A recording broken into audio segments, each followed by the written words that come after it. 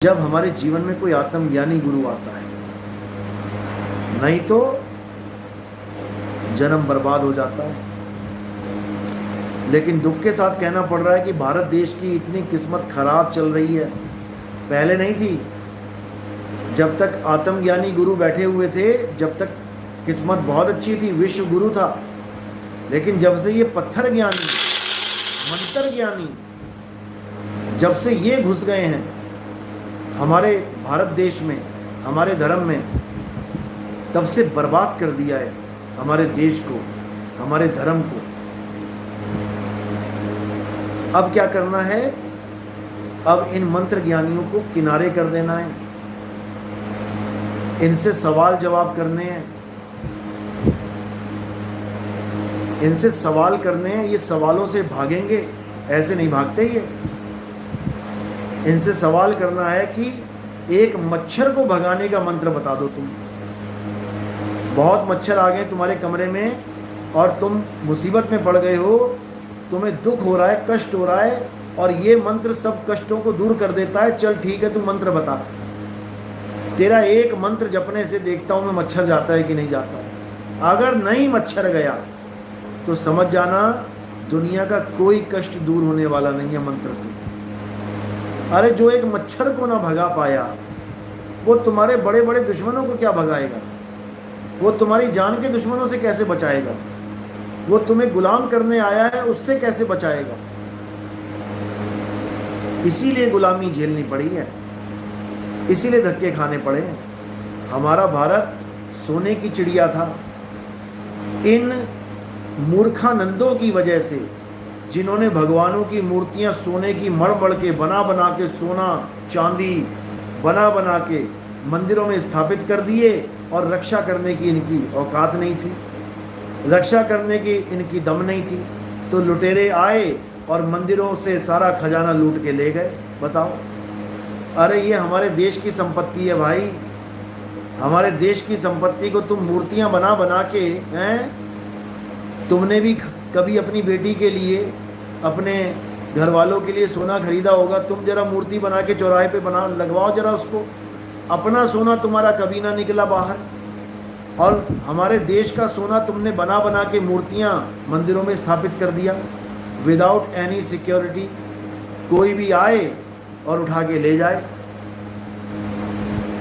बताओ, इसीलिए सारी चिड़िया, हमारी सोने की चिड़िया के सारे पंख उधेड़ लिए इन लोगों ने। अब बस खाल खाल बची है, सारे पर उड़ गए सोने वाले। लेकिन ये दोबारा सोने की चिड़िया बन सकती है।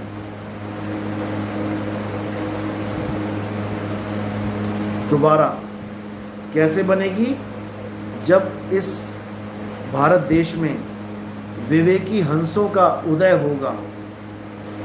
जब विवेकी हंस एक झंडे के नीचे आएंगे, चाहे वो हिंदू है, चाहे वो मुस्लिम है, चाहे वो सिख है, चाहे वो ईसाई है, जब सब विवेकी हंस एक झंडे के नीचे आएंगे, एक आत्म ज्ञान को प्राप्त करेंगे। याद रखो, खुदा ने तब तक आदम अलैहिस्सलाम के आगे सजदा नहीं करवाया किसी को भी, जब तक उसमें रूह का वास नहीं कर दिया, उसमें आत्मा जागृत नहीं हुई जब तक। तो जैसे ही उसमें आत्मा का आगमन हुआ, उसके बाद उसको सजदा किया गया। यानी सांकेतिक ज्ञान में ये समझाया गया कि तुम आदम यानी किसी मिट्टी की मूर्त को सजदा नहीं कर रहे हो, तुम आदम यानी आत्मा को सजदा कर रहे हो।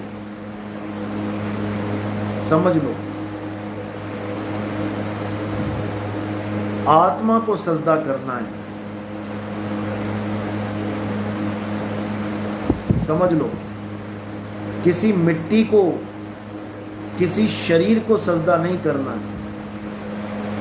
इसीलिए मुसलमान भाई अल्लाह के अलावा कहते हैं किसी को, किसी के आगे सिर मत झुकाना। अल्लाह के अलावा किसी के आगे सिर मत झुकाना। लेकिन ये केवल कहते ही हैं, होता नहीं है ऐसा। क्योंकि आप देखोगे मुसलमानों में जितने भी राजा थे, अकबर था, औरंगजेब था, बाबर था, हुमायूं था, टीपू सुल्तान था, उनके आगे कोई भी मुसलमान सैनिक, मुसलमान वजीर जब जाता था तो क्या करता था? तो हाथों को ऐसे रख के ऐसे झुकता था, जहां पना महाराज की जय हो। तो जब वो झुक जाता था तो एक इंसान के आगे झुक रहा है, वो भी उस इंसान के आगे जो खुद एक राजा है, वो भी मुसलमान, जो खुद कुरान पढ़ता है, जो खुद नमाज पढ़ता है, जो खुद अल्लाह के आगे झुकता है। उसने भी ये बात ना की कि भाई मेरे आगे मत झुको, झुकना है तो केवल अल्लाह के आगे झुको, मेरी जय मत कहो, जय करनी है तो केवल अल्लाह की करो। ये कोई ना बता पाया। ना ये शाहजहां ने बोला कभी, ना ये जहां पना अकबर ने बोला, ना ये नमाजी औरंगजेब ने बोला। कहते औरंगजेब बहुत बड़ा नमाजी था, टोपियां बुन बुन के उससे जो आमदनी होती थी उससे भोजन करता था। बताओ,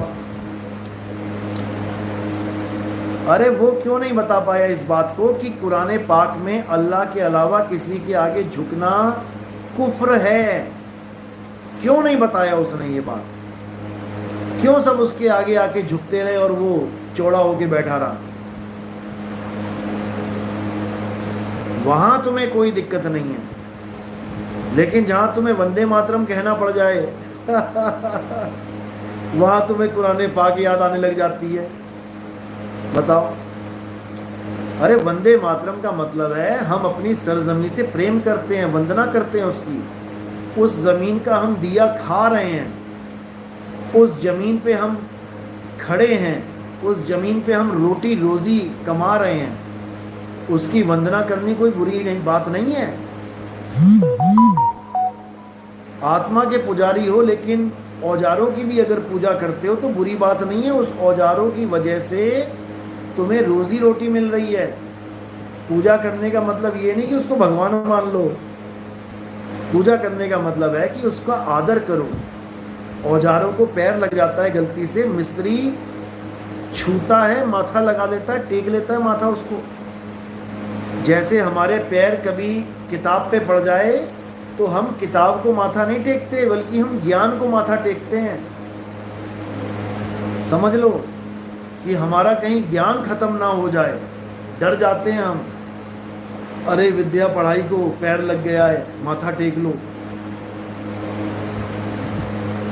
समझो बात को। तो इसी प्रकार एक सत्य को जानोगे तो समझ में आएगा कि उस सत्य को ही सजदा करना है, इसके अलावा किसी को सजदा नहीं करना है।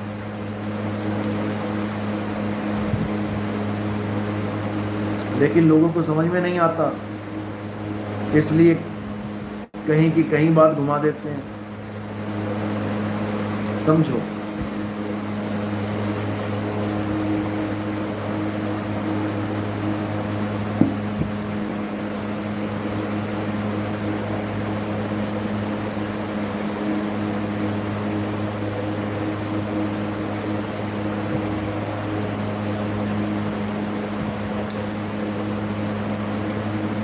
सतनाम सतनाम, रोशन लाल साहिब बंदगी सतनाम।